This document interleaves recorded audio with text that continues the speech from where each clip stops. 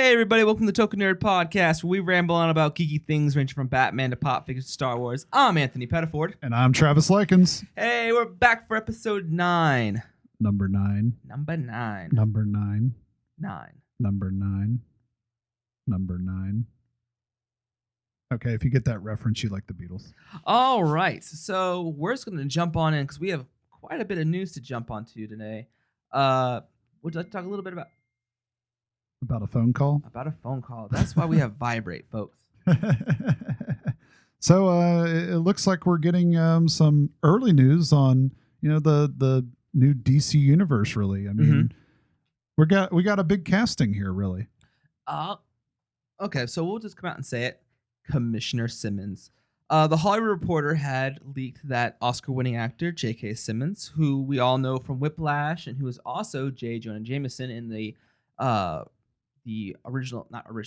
first 3 Spider-Man movies, is now been cast as Commissioner James Gordon in the upcoming Justice League movie Part 1. That honestly was out of nowhere. Yeah. So the Justice League thing, they're doing it? They're going to do it. But no, from what I heard, he was in talks to retake his role to be J. Jonah Jameson in the new Spider-Man movies with Tom Holland? I believe so. Okay.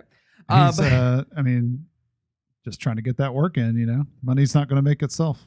Yeah, but so I saw an image on Facebook and it was just saying like the credibility of the Batman actors or the Batman universe right now. We have J.K. Simmons, who'd be Commissioner Gordon. Yep. We'll have Jeremy Irons. I always want to say Scar. That's the first place I'm going to go to. Jeremy Irons as Alfred. We have Ben Affleck as Batman, and we have Jared Leto as Joker. Oh yeah, we have that. Yep. Who's Superman? No one cares who Superman is. It's freaking Clark Kent. That's who he is. Oh, okay. But anyway, that's just some exciting news. I'm not even really sure what to expect because in my head I hear him as JJ. Yeah. Someone did post a funny image on Facebook, and instead of it like, "Where is Spider-Man? Where is Spider-Man?" And the last one was like, "Where's Batman? Get me a picture of Batman." But I don't know. I'm excited about this. This could be a completely different take because up till now, my Commissioner Gordon in my head has been Gary Owens. You're just struggling right now. Gary Oldman, yeah. It's been a long day. Long day of printing T-shirts. But, so what are your thoughts overall? Are you excited about? Yeah, I mean, I guess, like, I know, like, I'm just kind of getting on this DC bandwagon here. But, like, I still had doubted that this would happen. Even though I know they said they were going to do it. But I just felt it was like one of those things that, yeah, they're going to do a Justice League movie. They're going to do a Justice League movie. They're going to do it. And you never really like thought, oh, they're really going to do it, like. So I guess like I'm just excited that they're moving forward. They're starting to cast key roles, and hopefully this is a sign that they're investing in good actors that people I won't say people know, but they're going to turn in quality work. Well, I mean, they had Jeremy Irons as Alfred. I mean, I think they already kind of start off on a good foot, and Ben Affleck. But the curious part about this is the fact that he's going to show up in Justice League Part 1, not in Batman v Superman. I mean, for what we can tell, a good portion of Batman v Superman will take place in Gotham. So I wonder if he's retired at this point and something about the events of Batman v Superman will bring him out. Yeah. That probably tells us that the Batman movie is not an origin story. No. I know the Batman, the one they're coming out, the next one they're coming out with will. I mean, they can't have a prequel because they can't make. Well, they can make Ben Affleck younger, but that's expensive. They also, I don't know. I'm excited now. Yeah. I want to see him. Probably the image for this episode will be a picture of not Jeremy Irons, but J.K. Simmons looking like Commissioner Gordon. I'm going to spend all my time making that. But so that's just some news. If we want to move on to the other side of the lake, over at Marvel Studios, Captain America Civil War. It's coming up. It's going to be long. It's it's going to be not Lord of the Rings status, but it's getting there. For Marvel movies it would be. It will be the longest Marvel movie to date, clocking in at 146 minutes, which is 2 hours and 26 minutes. Now, I'm not 100% sure if this is including what not only credits but the post-credits scene. Yeah. Yeah. I imagine that's the feature runtime of the actual movie. That's what they usually release, when they talk about the runtime. Mhm. I mean, I will say this, the Age of Ultron felt relatively long. Yeah. But no part during that movie do I feel like I was like, well, we need to take all this out because it's a waste of time. They seem to keep the pace good even when they have a long movie. So it's not like there's a ton of dead space. Yeah. But I do like in the Deadpool arena where it was a much quicker, fast movie, short to the point, and it was the way it was. Ant-Man was kind of that way as well. It was longer than Deadpool, I believe. Yeah. But it was very to the point. There wasn't a whole lot of stuff. But whenever you bring together roughly, 20 some superheroes in that movie, in order to give everybody a couple minutes of screen time, it's going to run relatively long. Yeah. So, but the reason we found this out was there was an events calendar in Australia for let's see. Yes, there was a theater that had posted this on their website with the running time. Yeah. I mean, I'll tell you, you'd have thought that some kind of super breaking news had just leaked by how people are posting about this. Like, I don't even know what I'm gonna do now. This is 5 minutes. This is 5 episodes of a TV show. Like, we don't binge watch. This is 2016. Oh my God, I'm gonna have to change my plans for the evening. Oh, forget you. It's too long. I can't sit in this theater any longer with my popcorn and my chairs. That's really comfortable. What am I gonna do? Let's say the movie was only an hour and 26 minutes long. I would still have another hour where I'd sit there and just debrief, talk to people. It does make sense. Yeah, but I mean, if it was too short, then people are just going to complain about that. So I mean, people you like to can't complain. please geeks. Yep. That's the truth. Yep. We're miserable people. All right, but guess what? So in Captain America: Civil War, the one hero that we haven't seen out of the 30,000 characters that are in that movie is good old Spider-Man. Friendly neighborhood Spider-Man. Friendly neighborhood Spider-Man, not Miles Morales Spider-Man. Because he's not a not friendly your friendly neighborhood hood Spider-Man. I want Miles Morales so badly. Anyway, I'm gonna mess up her name, but the Disney star Zendaya. That's close enough. I think that's her name. We butcher names on the show. Yep. Serial butchers. Anyway, so she is an Disney actress on some of these several TV shows on the Disney Channel. Yep. Anyway, so she has been cast as a character named Michelle. Yes. Who will be a key role in the upcoming Sony Spider-Man movie. Yes. This is kind of like the J.K. Not like J.K. Simmons. This is out of nowhere. I really didn't care about her, but now I'm curious because you're like, who is she? What did she do? What is her qualifications to do this part? Yeah. But she doesn't look anything like Emma Stone, so I'm assuming that she's not going to be a Gwen Stacy. Yeah. Or obviously she's not a Mary Jane either. Her name's Michelle. I think that's just a red herring. Oh, okay. Like, that's just the name they put down there. There's so many examples of studios doing that where they come out later and say, "Oh, just kidding. This is actually who we casted this person as."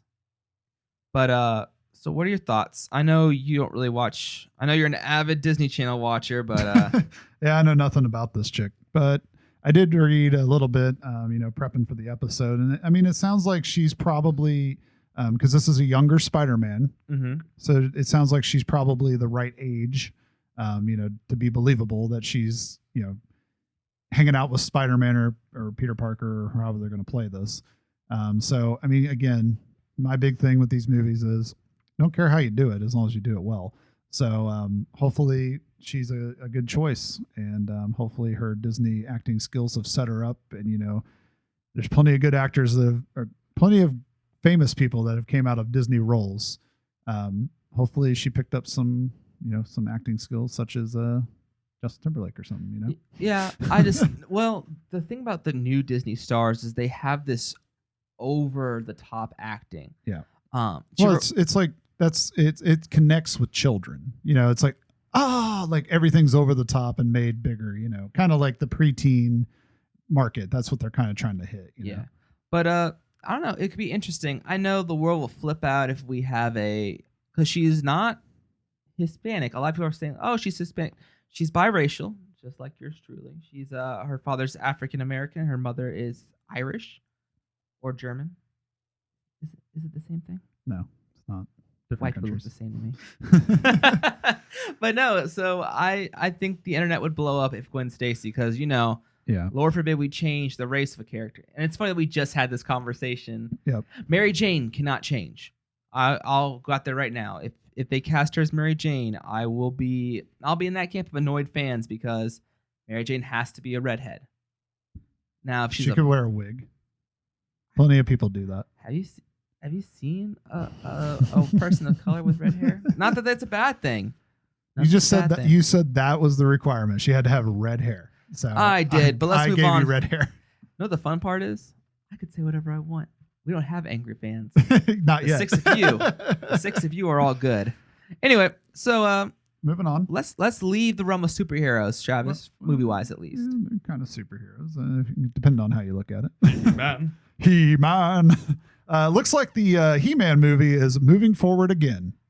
Wow, this is only the 17th time since 2003? Yeah, last time I heard about this was at San Diego Comic-Con last year. Somebody in the crowd asked during the Mattel panel, asked the question about the He-Man movie and where it stood.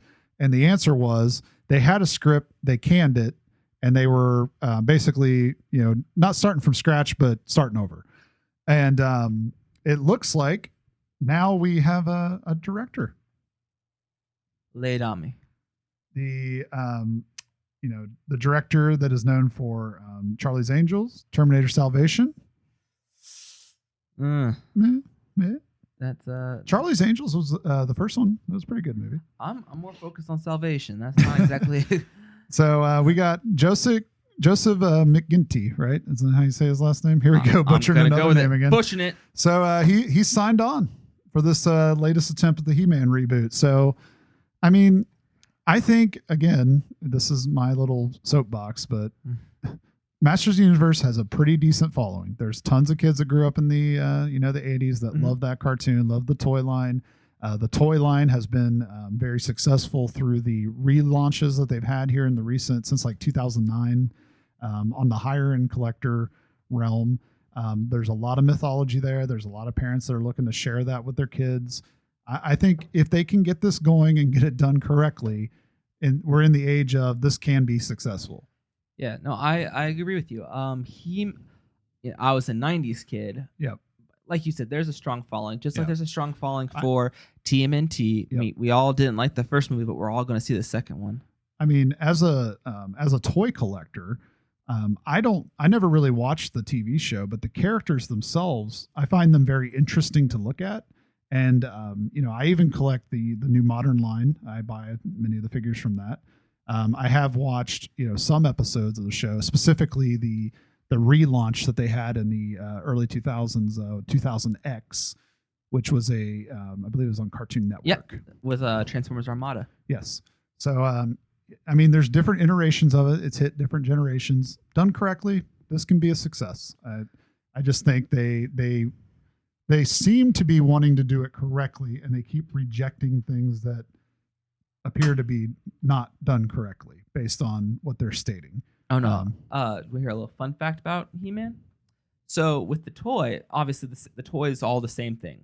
Yeah, He-Man and Skeletor have the same body. Yeah. And a lot of the characters were interchangeable. They just looked different. Yeah. And we were kind of just talking about Paul Dini, who has worked on several things. One of the things he worked on was the original He-Man TV show, and he actually brought character personality to the figures. So that's just, and he actually created characters that were outside of the toy line. Mm-hmm. So the Filmation series actually featured figures or characters that were not in the toys, because He-Man is from a time when you could create a toy line without a cartoon. The cartoon actually came after the toy line. Mm-hmm. Isn't that amazing? Today that doesn't happen. So they had all these characters they created for the toy line, and then the show had to have we got to have a sidekick. So we'll introduce Orko, which Paul Dini actually had a big hand in creating, as we learned on the recent episode of Fat Man on Batman. And it just, and another interesting thing is there were never toys made based on that series of TV shows. Oh, I didn't know that. The figures were their own line, and then the TV show was based on the figure line. Oh. So many of the figures were never created based on the Filmation series. So like the He-Man toy didn't actually look like the Filmation He-Man. Mm-hmm. So now actually Mattel is going back and creating figures that look like the Filmation series. But the cool thing with He-Man was it was an experiment in how many characters can we create utilizing many of the same bucks and many of the same pieces, but create figures that they look similar, but they're totally different when you really look at them. Yeah. Because it was an exercise in how can we keep costs down on these toys. And they did an amazing job of creating a wide depth of characters utilizing a lot of the same pieces and parts. So it's pretty cool. There's a lot that went into the early animation, especially with the toy line, that I don't feel like we had just done our review for Death Superman Lives What Happened. That should be our thing. We should do a toy. Like go back and try to find some of these people. Yeah. I mean, a lot of those guys like talking about it. There's a really interesting documentary about Star Wars figures. I believe it was a Kickstarter type thing that they went back and talked to a lot of the people that worked at Kenner and whatnot. I cannot remember the name of it off the top of my head. It is on Hulu. If you cruise through and search Star Wars, you will find it. But like, there's so much work that is done in the background that people don't even realize. Like a lot of the Star Wars characters, you know, like background accessory characters, didn't have names. The people like Kenner came up with the name and like got it approved by Lucasfilm. And put it on the boxes. So a lot of those figures, IG-88 is a great example. Yeah. No name, got invented by the people at Kenner. But, so I mean, look at the new movies now. We have people in the background who already have books. Yeah. Like they were purposely put in there because of that phenomenon that happened early on. Yep. So I think it's interesting, specifically back in the day, how toys influenced the TV shows. Now it's the complete opposite. The TV show has to be successful to then create a line of figures. Yeah, for example, Young Justice, which we are doing a recap show on. Yes, recap podcast. So we'll leave a link for that in the description down below. So as we got off topic there, we'll kind of rope it back in. But we were just talking about how toys will shape TV shows. Well, let's talk about how books can shape movies. Yep. So go ahead. Oh, no. So many of you may have known that they're working on a Where's Waldo book. The movie we've all been waiting for. Yeah, I mean, I find it's I like looking for him back in the day, but I don't know how you turn that into a movie. But guess who's going to try to do that? Oh, please let it be Seth Rogen. It is Seth Rogen. My gosh. And Evan Goldberg. The people that have been making a lot of Hollywood movies in the past 10 years or so, a lot of funny ones, are now set to help MGM bring this to life. It's been stalled. It's been at a few different production companies and hasn't happened. But it looks like, finally, after starting this in 2011, they've got a group of people working on it that might make it happen. I mean, you attach some decent names to it here, and it might happen. And I have the image of Seth Rogen in a red and white striped shirt. Yeah, unfortunately, this is going to be an animated movie, I believe. Based on the I really want it to look like Elf. But if they could make it like where Seth Rogen, the Where's Waldo looks like Seth Rogen, I'm okay with that. Oh, so am I. So I mean, that's just it's another movie that's trying to get some footing under it. And it's interesting to see where it takes it now that they have Seth Rogen attached to it. But that kind of wraps up movie news for us this week. I guess we're going to roll into TV news. News. Since we were just talking about your childhood with He-Man, let's talk about my childhood. Well, this was also my childhood. So yeah. But anyway, so those of you who were obviously Disney kids grew up watching DuckTales. Woohoo! I was going to sing with you, but we're gonna detach. Anyway, so we heard about there being a DuckTales reboot, and the first image was actually released. Not a clip, but just an image of Donald, Huey, Dewey, Louie, Webigail, and you even see good old Scrooge McDuck driving a some kind of vehicle. To me, it looked like a golf cart. But it was the first image that's been released. And this isn't a new thing. We've known about it coming, and even on Cartoon Network, we're gonna get Powerpuff Girls coming back, which isn't as old, but it's a similar. Yeah, revitalizing an old series. I think a lot of the excitement behind this came from that the video game that they redid the 80s DuckTales video game for Wii U, and like brought it into the modern times, and it had good sales. Maybe again we're seeing like, hey, maybe we should try to revitalize these properties based on sales or watching on Netflix. And we can go back to a time when like cartoons were just fun and not CGI and but I don't know. Haven't seen a script. Haven't seen clips. We'll cross our fingers. But so look forward to that coming back. Like this announcement was made back in February, so almost a year ago. Yep. But yeah, so in addition to the main characters, we're also gonna get fan favorites like Launchpad. We're gonna get Gyro Gear Loose, Duckworth, Flintheart. Let's see. Oh, we're gonna get the Beagle Boys, Poe, Ma. Yep, the Beagle Boys. But I don't know. So I'm okay with it. I want to see it. So do I. I'm trying to think of. Like, I'm not falling over excited, but I mean, honestly, I'd be okay if they gave me a channel. Hopefully Boomerang. This works, and then we get Chippendale Rescue Rangers. Talk about my childhood. That was a big part of it. Oh no, Darkwing Duck. I heard Darkwing Duck was coming back. Darkwing Duck. When there's trouble, you call TW. All right, I feel like we really should stop singing to the mics. We're just gonna do a podcast where we just like go off on cartoon songs. But we're gonna move on to some more old TV shows that have been rebooted. TMNT. Teenage Mutant Ninja Turtles. We'll just do this one real fast. So back in the 80s, obviously there was a Teenage Mutant Ninja Turtle TV show. Well, those characters and same voices are coming back for a special 2-part episode in the current Turtles TV show that airs on Nickelodeon. This will be, I'm trying to find the correct name, Transdimensional Turtles. And so it will be the same character design from the 80s, but it'll be CG now. Have you seen the image? I saw the image, yes. They look really good. Yeah. And I know based on some stuff I saw at Playmates, the big thing this season is the dimension, going between the two dimensions X, and space, and all those kind of things. So I mean, I think it's cool that they're incorporating the history of the series. Many times it seems like that history is kind of ignored, specifically in like the toy realm. Yeah. They've had some attempts to bring them back in the old style from the cartoons, but it hasn't always been done well. So it's exciting to see them honor that. Did you watch the TMNT, the TV show that came out about 2004? Mm-mm. They did the cross, right? They did a cross episode very similar to this. Yep. It was was it Shredder? It had to have been Shredder who went between the dimensions to destroy the turtles at their core. Yeah. But no, that's actually might be something we should watch and do a review on. Yeah, that'll be cool. That series in general was amazing. Yeah, looks like it's coming out at the end of March here on the 27th. So definitely we should check it out. Yeah.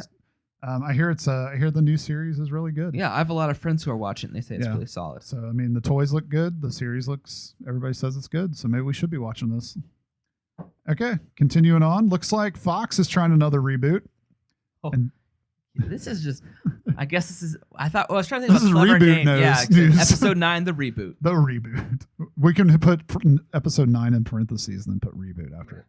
And that would kind of work with the repeating number 9. So anyway. But looks like Fox is trying to reboot another TV franchise. Some people may remember a show called Lethal Weapon. Well, it's coming back. So it looks like they're, they've cast Kevin Rom, where we might be butchering that one again, but you may know him as Ted from Mad Men. He's been cast in the pilot as the LAPD's Captain Avery. So, I mean, again, here we go, another TV reboot, but it's an exciting time on TV. Lot of cool stuff. Was this a show that people were wanting? I doubt it, but They figure why not try I to make some mean, money? with the success of like Hawaii 5-0, Yeah, I mean, go for it. true. Like that's the way I see it. So that kind of wraps up TV news for us. Yeah, so, we didn't have a lot. Well, yeah, we had I mean, quite a pretty bit. good amount. So. But we're gonna go to comic book news, and just to be really serious for a second, on Sunday, Paul Ryan had passed away. For those of you who didn't know who Paul Ryan is, he is not the Republican current House Speaker of the House of Representatives, but he was a comic book artist, like I said, who passed away on last Sunday. He was 66. He had worked on for various Marvel titles. Some of his one of the most popular ones was Spider-Man Amazing Spider-Man Annual 21, The Wedding of Peter Parker and Mary Jane Watson. So, I mean, granted, he's in The Thing, a couple of different Avengers, Yep. Squadron Supreme. He's done a lot of work, and it's it looks like he even had stints in Iron Man and Fantastic Four. So I mean, he's touched a lot of characters that mean a lot to a lot of people and helped shape those throughout their history. So it's kind of it's always sad to hear somebody that was so involved and integral to the process to for them to no longer be with us. But because 66 isn't that old anymore. Yeah, it's not, and it's good for us to sit and honor him. Take a second to say, hey, we appreciate everything you did. So, and I mean, I guess it's kind of hard to transition out of a sad section like that, but we really do need to move on to toy news. I can. Yeah, I'll pull myself out of it. Yeah, I guess this is kind of sad for people like me. Toy news. Political pop figures. Pop has went mainstream. Yep. All right, folks. Never heard of it before this. I'm not gonna lie to you. Did we need these? Okay, there was one I want. Donald Dump. Do you see that one? They're doing the Funko, the Garbage Pail Kids, Donald Dump. They're doing him as well. I didn't see that. Yeah, they're doing that as well. Well, all I knew were the political pop figures from 2016. We're gonna have good old Bernie Sanders, Hillary Clinton, Donald Trump, and if you're following us on Instagram at @token_nerd, I put a post up of the political pop figures of good old Bernie Sanders, Hillary Clinton, Donald Trump, and then I put Grandpa Vladimir from the Munsters. I thought that was really funny. So he's supposed to be Ted Cruz. Yes. If you haven't seen the photo, he looks just like him. He does. It was kind of eerie. I was like, man, they're making like a weird looking Ted Cruz. Oh. I was kind of hoping that like maybe Hot Topic would do like exclusives and they'd be funny. I wonder if they had to license them from the images of the people, and maybe that's maybe. Or if you get away with like parody because they are political figures. I think parody. Yeah.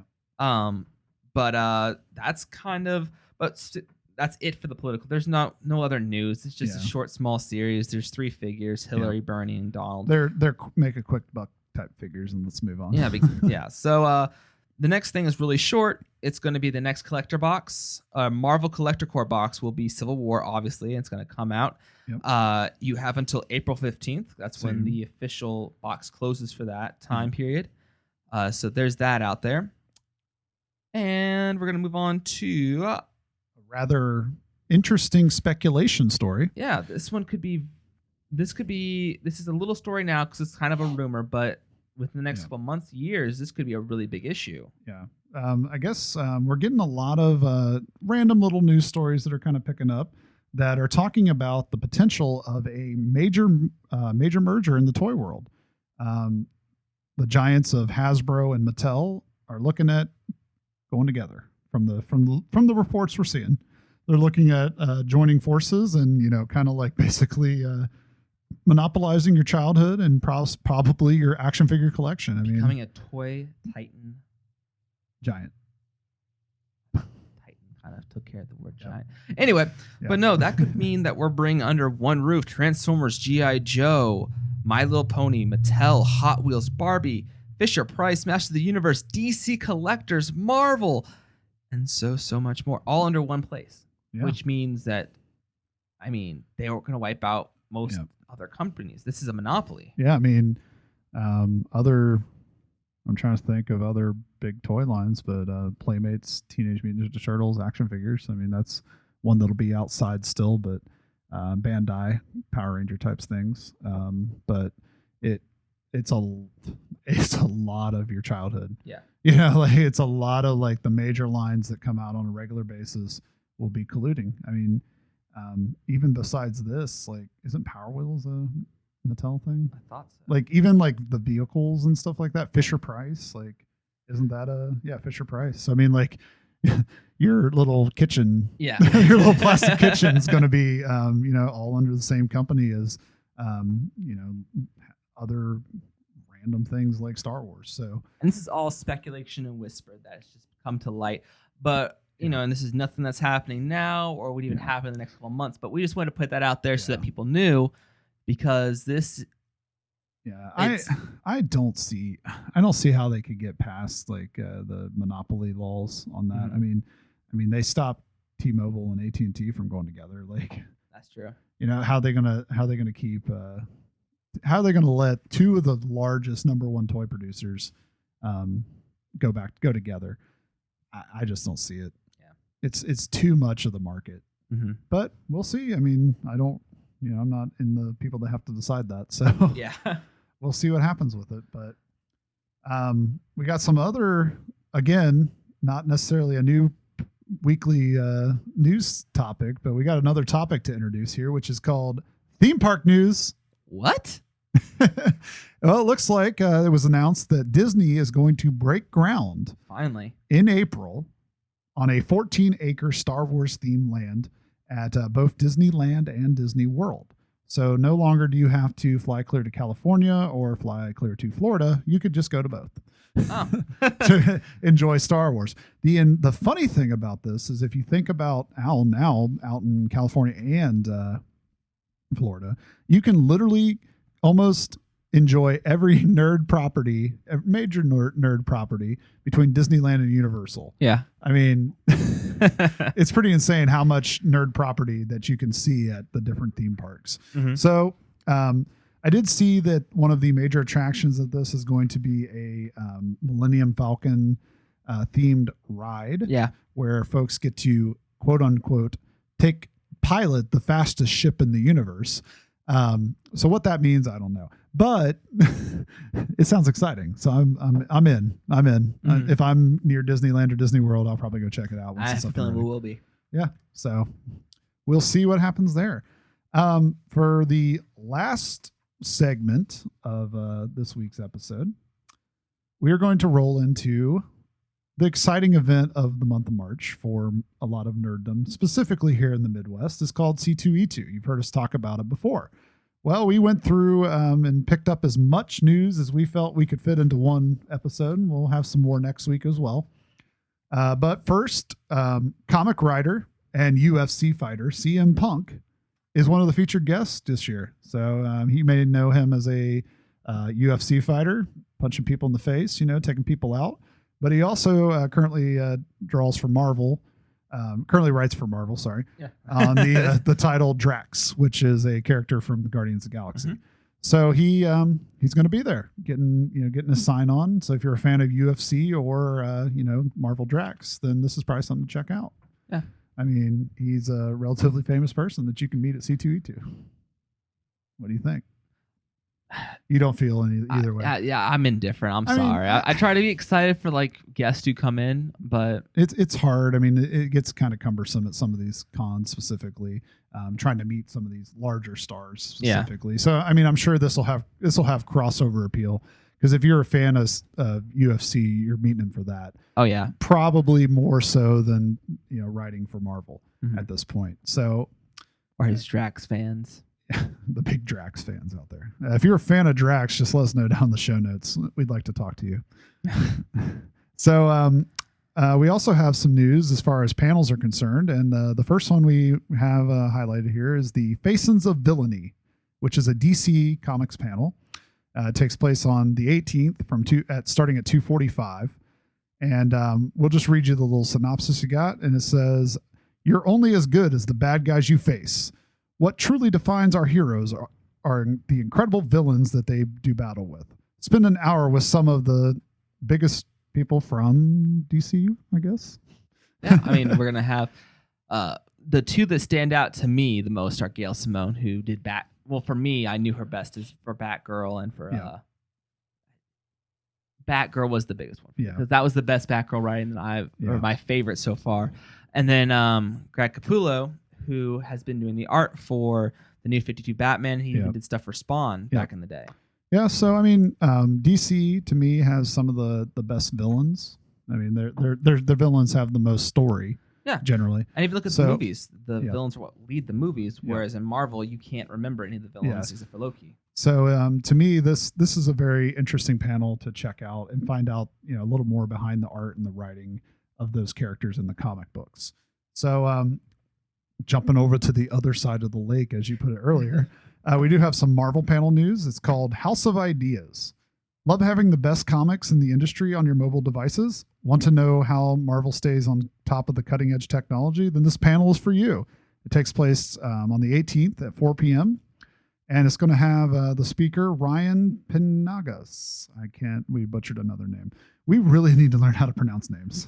Yeah. So I'm not holding my breath on that. This one, I'm guessing it's going to talk about games for your phone and probably some sort of comic and online comics. Yeah, online comics and all the effects that kind of that you can download. So if you're into those kind of what's that Marvel fan experience thing that it like brings your comic to life thing? AR? Yeah. Is that still going? I have no idea. I never did it. But I mean, I'm sure they'll talk about a lot of that stuff. So if you're into those, the technology stuff that Marvel has incorporated into their books, then that's definitely the panel to check out for you. Yeah, and then we got the Star Wars books, which will be March 18th at 5:15. 4:15. Oh, that's embarrassing. 4:15. But it ends at 5:15, so you were half right. I was looking at the wrong number. Have you seen The Force Awakens? Are you hungry for more? You can get more Star Wars by reading the books. Join Adam Bry, author of Star Wars. Absolutely. I haven't read that one. I'm sorry. But no, in this group, there will be a bunch of different actors who have written for the new canon books. Yeah, including one of our favorites, Claudia Gray, who wrote Lost Stars. If you haven't read Lost Stars, that was my favorite book that's come out since they did the new canon. Yeah. That takes a different look at how the Star Wars universe is structured. I mean, it made me value and even made the original the original 4 movies. How many movies did you watch? There's 7. Well, there's 7 now, but I was about the original 6. Okay. So so not counting, whatever. Get off the back. Anyway, the OG movies. Yeah. So, but it made me value 4, 5, and 6 a little bit more because it gave a little bit. It told stories about characters who weren't in the story, but were around the story. But there are things that happen. I'm like, I guarantee that's that's Thane, that's Diana. Yeah. So like, this to me is probably one of the standout panels. I mean, I'm going to go out and say this is one I'm pretty interested in. This is the one I'll stand in line for. Yeah. So definitely if you've been reading those books, or even if you haven't and you're just kind of interested in the books, this is one to check out. We also have Quidditch 101 for all you Harry Potter fans out there.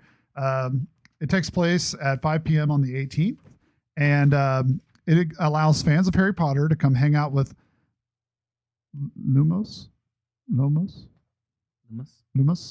Quidditch to learn how to play the sport that's sweeping across Muggle communities worldwide. We'll give you and then it ends. Our little press release ended right there, but it'll give you the chance to kind of learn the sport of Quidditch, and I'm assuming you get to play it as well because it says it's in the interactive sport of Quidditch. Apparently, it's a sport that's sweeping the nation. So if you're a fan of Harry Potter and want to learn more about how to play the game, then this is the place for you. I'm picturing the internship with Owen Wilson and Vince Vaughn, and they're playing Quidditch in the Google lot there. So maybe it'll be as exciting as that was. For people that are not interested in Quidditch but love beer, we have the panel for you. Beer and comics, bringing the Galaxy hero and his friends to life, art and storytelling. Takes place on March 18th at 8 p.m. So just perfect time to start drinking the beer there. And they're going to chat with the artists and storytellers behind some of Revolution Brewing's most exciting brands. And they'll talk about the character building that goes on at the label. It looks like they have a whole bunch of people that are going to be there, ranging from the artist and folks from the brewing company, to talk about their process and how they kind of develop their story behind their cans. I do know they tapped recently their C2E2 beer. So if you happen to be in Chicago, make sure to head over there to their brewery and check that out. Yeah. So another exciting panel that we kind of mentioned on an episode prior to this is that there's an official Sailor Moon panel at this year's C2E2. It'll take place on the 19th at 11:30 in the morning. And it's kind of hot too, because there's not a brand new, but there's been a reboot from the Sailor Moon series recently. Yeah. So there's going to be some cast members, Stephanie Shea and Michelle Ruff, from the legendary series for news, updates, and random other stuff that I'm sure they're going to talk about at this panel. It's going to be, if you're a Sailor Moon fan, then this is one for you. And don't laugh at me for this. I think I'm going to go to that one. Yeah, I mean, a lot of people, that was a big show. That was one of my first. That was my gateway drug to anime.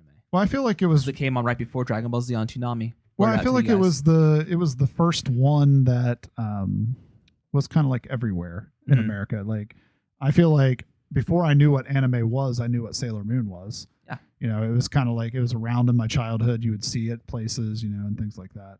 And I mean, it's kind of like the first one that I remember. I mean, I wasn't in the scene of animators, but yeah, like I said, it was between that and Dragon Ball Z, because they came on Toonami. 4 o'clock and 5 o'clock. Yep. So check it out. Yeah. So it looks like, I mean, C2E2 is shaping up pretty good this year. I mean, we obviously toot the horn of C2E2 pretty well here at Token Nerd. But we're going to be there checking it out and covering it and creating videos and whatnot for you guys. So hopefully we can kind of keep you in touch with what's going on this year at the convention. If you want to stay up to date with the latest C2E2 stuff during the show, we will be tweeting and putting up some photos on Instagram, and we'll make sure to put up videos as we can edit them. But make sure to follow us on Twitter and Instagram at @token_nerd, and we will keep you up to date. So that's really all we got this week, though, right? I mean, for considering we had quite a bit. Yeah, we did, but quite a bit of news.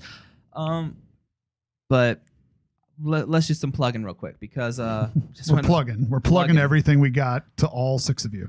Yeah. Well, as you know, we have our podcast channel. Don't forget that we are starting, not a different channel, but we're starting a recap show. So we're going to start right now. We're on, they haven't been posted yet, but we're going to start going through the Young Justice TV series, because it's now recently, season 2 has come up onto good old Netflix. And basically, the theory is, if we can get enough fans to watch the series and the numbers go up, there's a chance. There's a chance that we could get a season 3 that people like me who have watched from the beginning would really love. Travis here hasn't watched any of the Young Justice episodes. I'm catching up. We're gonna recap and get I'm caught up. the token Young Justice. Yeah, he's the token. Well, I'm the token Young Justice nerd. You're the one who the token catching up. Yeah, token catching up. So, other exciting news in the token nerd world is that we are now on iTunes. That's right. So if you don't like pulling us up on your phone and having to sit there stuck in your YouTube app, then that's your biggest problem. Third world problems, or first world problems. Sorry, third world problems is water. First world problems, but you can now find us on iTunes, where you can subscribe and get our latest episodes weekly, hopefully. You just head over to iTunes and check and search, use the little search icon there and look for Token Nerd, and you'll find us. We're the only Token Nerd on there. Moving on up. But yeah, we'll make sure to, when we upload our episodes to YouTube or different places, we will make sure to add that to iTunes as well, so fans can find us all over the place. We're getting there. We're moving on up. We're trying. Dollar mics to a iTunes, to a studio. We're going to have a studio here shortly with all kinds of exciting stuff, hopefully in the next episode or so that we'll be picking up. Will no longer just be audio. Will actually be a little bit more entertaining content. Yeah, you just ruined our surprise. We can cut this out. I'm just kidding. I'm not going to. That's a lot of editing. So But yeah, keep on the watch. Token Nerd seems to be on the up and up at the moment. So yeah, we're up and up. Up and up. So, we're just going to round this out. Go ahead and start getting ready for C2E2. And, if you want to let us know what you think about this video, like and subscribe. Keep up with our latest content. And if you really, really feel passionate about something we talked about, let us know what you think about a new season of Young Justice or casting of Justice League 1, Part 1, or whatever they're calling it these days. And what are your thoughts on He-Man or any of these things we talked about during the episode? You can go ahead and let us know down in the comments below, or you can shoot us our first ever fan mail. We're still waiting on that over at Token Nerd Podcast at Gmail. Let us know and we'll read you on a future episode of Token Nerd. Also, don't forget to follow us over there on Instagram and Twitter at token_nerd, as we said before. And that's really, really it. We really appreciate anybody that's listening. If you feel so inclined to share this with your friends and family on your various forms of social media, we would greatly appreciate that as well. We're really just trying to help this channel grow. That's what we're trying to do at this point. But, as always, I'm Travis. I'm Anthony. Stay spicy, my friend.